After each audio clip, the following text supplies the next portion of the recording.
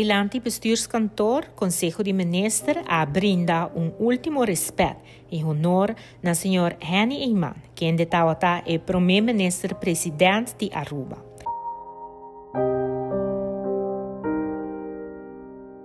Para a ocasião solene, a toma minuto de silêncio como mostra de gratidão para Henny seu trabalho e esforço assim na bem-estar de Aruba.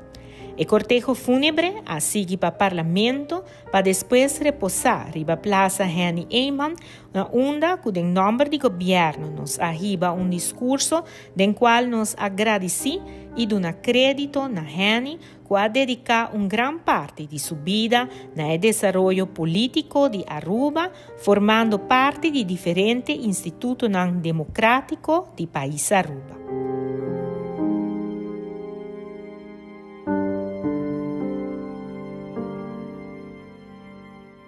Em nome do governo, nos mais profundo condolência na Henny sua casa, Yunan, família, amigo, membro e simpatizante de AVP, que perdida de não ser estimado. Com Henny, sossega na paz.